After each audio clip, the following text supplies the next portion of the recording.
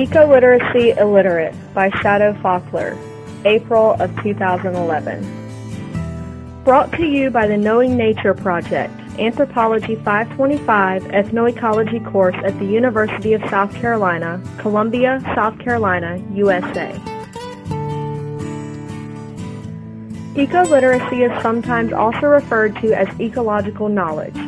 The term ecoliteracy is a concept referring to people experiencing and gaining knowledge about nature. I have titled this movie Ecoliteracy Illiterate because when I started observing nature, I was just that, ecoliteracy illiterate. I did not know anything about nature, and I did not know how to observe or conserve it. Ecoliteracy is important because without knowledge of nature or experiencing nature, one cannot fully understand why sustainability and conservation of nature is important. It is also important because knowing about nature makes one more knowledgeable about the effects that being in direct contact with nature have on one's mood, health, and feelings. My plot is located in North America. It is located in the state of South Carolina. Within South Carolina, my plot is located in the capital city of Columbia in an urban area.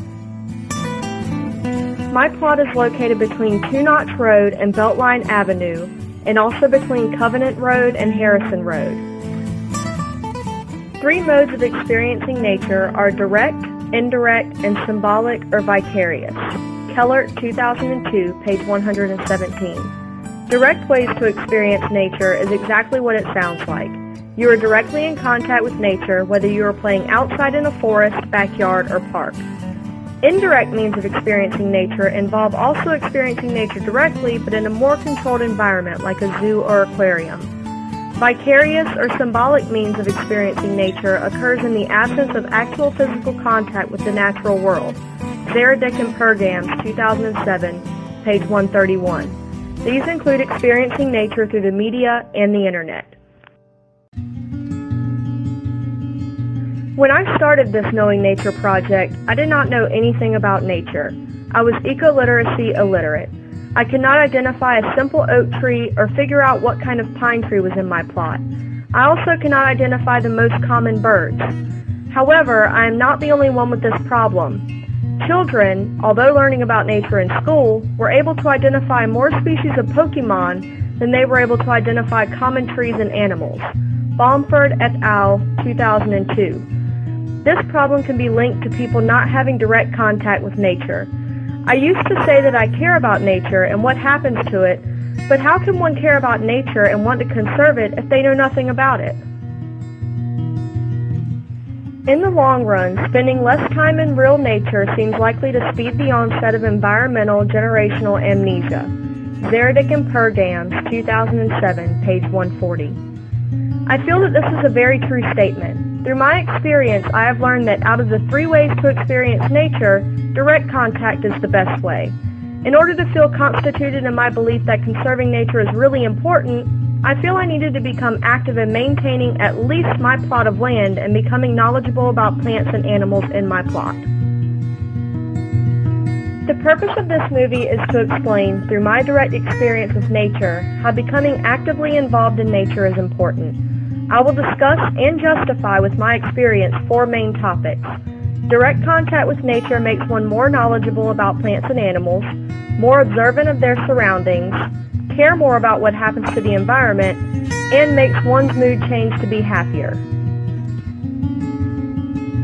As I said before, when I first started this project, I did not know anything about classifying plants and animals or even how to identify them. I was ecoliteracy illiterate. I did not really care to be able to identify plants or animals, to be honest. However, now that I have my plot of land that I observe often, I find myself very curious to discover the names of plants and animals. There is actually one more plant in my plot that no one else has been able to help me identify, and it still bothers me that I watch it grow and become beautiful, but I cannot attribute a name to this type of plant. Another example of someone who has become very knowledgeable about nature through direct contact is my aunt. She bird watches every morning, and therefore when I cannot identify a bird, I just ask her to look. Almost immediately she's able to tell me what type of bird it is, or at least identify many of the characteristics, and then look it up and tell me. Because she is directly involved with nature every day, she knows what the names of birds and plants are. It is very impressive because the knowledge did not come from school or the media, it comes from her being directly in contact with nature. In addition to gaining knowledge, direct contact with nature makes one more observant. I now notice that when I'm outside, I look around me more and notice the plants and animals. I noticed when plants started to bloom this spring, and I also noted the day that I saw the first bumblebee of the year. I have also noticed that since I started this project, I have become more caring about the environment and very protective of my plot. I find myself becoming very annoyed when people enter my plot and do anything destructive in it. I also get very defensive when my dad talks about pulling up all of my baby Carolina laurel cherry trees and my baby oak trees. I could not understand why he would want to do that. Due to my direct experience with my plot, I firmly believe that direct experience with nature is the most highly cited, and in my opinion the most important, influence on environmental attitude and conservation activism. Sarah Dicken Pergams, 2007, page 141. For those of you who need to know how directly experiencing nature will positively affect you, this is the part of the movie for you. Through my experience with nature, I have learned that just from being outside, my mood improves and I feel less stressful. This has also been documented for people at work. It was found that windows in the workplace buffer stresses, and over long periods, people working in workplaces with windows have been shown to have fewer illnesses, feel less frustrated and more patient, and express greater enthusiasm for work. Pretty, 2007, page 31. I also find myself going outside now to do homework. It seems to help me concentrate better and think more clearly. Pretty also found this in the research with workers, 2007. With windows in the workplace, people are able to think more clearly. 5 main reasons have been documented for why people should experience nature: sensory stimulation, natural and social connections, physical activity, livelihood services, and escape from everyday life. Pretty, 2007, page 29. To conclude, reasons for people to become directly involved with nature include positive benefits to health, mood, stress levels, development, values, and knowledge. Pretty, 2007, Schultz, 2009, Sarah Dicken Pergams, 2007.